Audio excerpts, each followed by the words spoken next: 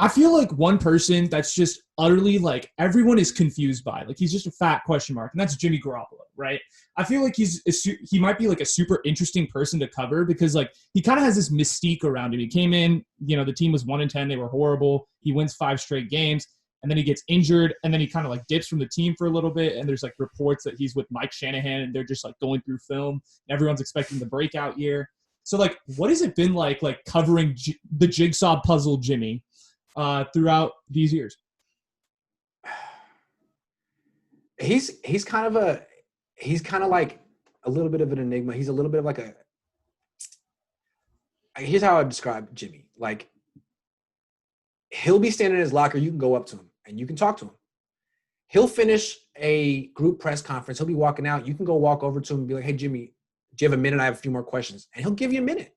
He's very generous in that way. He's very down to earth in that way. Problem is, when you get him alone and you ask him questions, there's nothing there. I mean, there's just nothing there. And I don't know if it's by design. I don't know if that's just, how he's being professional is saying nothing. Maybe they taught him that in New England, or maybe there's just nothing there. I don't know.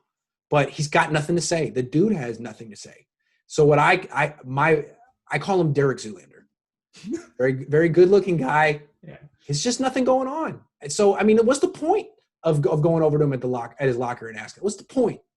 And when you ask him questions in his group press conference, I mean, like, do you learn anything about anything?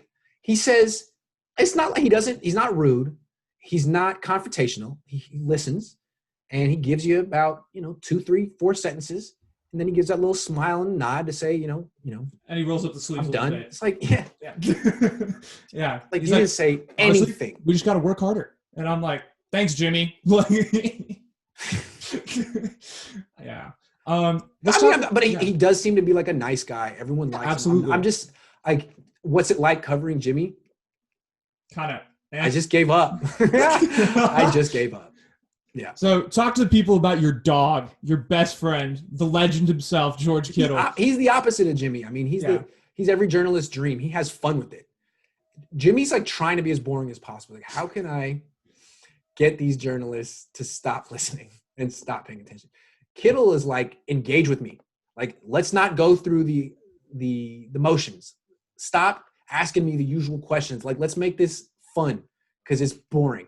Let's make this. I love that about George Kittle. I wish every player could actually have as much fun with it as he does. Yeah. I know you guys have obviously developed a friendship, and I've heard about all your stories with George Kittle, how he yelled at you from his car, and how he We're not friends. He might not even like me. We just have this fun back and forth. Which he likes you. He might. Yeah. Or he's from the Midwest. Those people are very nice, man. I feel like if they don't like you, they would say it in a nice way. You just don't. But I think he might like me. But again, he has fun with all these.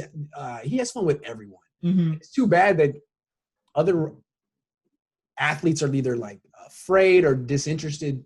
They don't want to do it. It would make I think it would make the fan experience better too, right? Yeah. I mean, you want to hear your favorite player have a personality and be an entertainer Hollywood Hogan. Not as boring as possible. Yeah. I like that he makes it kind of like a wrestling act. Like, why not? Yeah. That he calls you out during press conferences because your internet. Where is he? Ask me a question. Okay. All right. Yeah. So what about Nick Bosa? I know a lot of stuff came up pre-draft about his very controversial social media history and all. He blocked me on social media. He blocked me on Twitter before he got drafted. Yeah. Really? Yeah. Okay. Well, he liked a bunch of your tweets. I'm sure you heard. Right. About it. Yes, What's he been like to cover? I know he's probably blocked you, but what's he been like? Yeah, he blocked me on Twitter, but actually, he's one of my favorite. He's one of my. Here's the way I put it. He was gone this year, so I didn't talk to him this year. Right. And I've never talked to him one-on-one, and I don't really want to. His rookie year, after losses, and they only lost 4 times, he was always the best quote after a loss. Because after a loss, there's usually a narrative that the coach lays out. Here's why we lost. We didn't execute. Or here's why we lost. Whatever. There's this reason. And all the players listen and they parrot it too. And everyone's on the same page. Not Nick. Nick Bosa says whatever he wants to say. and he's got his own take. And if the Niners don't like it, what are they going to do about it? He's a very smart guy. He's very perceptive, and he talks in a whisper. So he's not like a big look at me guy, but if the Niners lose and you want to know why, you go to Nick. Nick, what happened today? So I'll never forget. They lost to the Falcons in 2019, late in the season. It was like right. The Julio Jones last second. Yeah, like the Falcons weren't going anywhere. Yeah. The Niners were at home and they lost. And it was so clear that they were flat. Like it just had no spark they were flat. So after the game, we asked Kyle Shanahan, were you guys flat? And that's an indictment of the coach more than anything, because it's the coach's job to get the players up to play. No, absolutely not. We just didn't execute today. So I did my job. They didn't do their job. And the players hear that and like, okay, well, he's throwing us under the bus. But he's the coach. I'm the player. I'm going to say we didn't execute. We were not flat.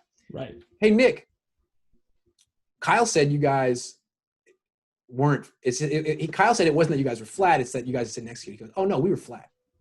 Anyone could see that we were flat. It's like, God, love you. Thank you, Nick. Got to know who to go to win. You know, who's the guy I go to after the loss? Who's the guy I go to after the win? Like, I don't want to hear what Nick Bosa has to say after the win. I want to know what he has to say after the loss.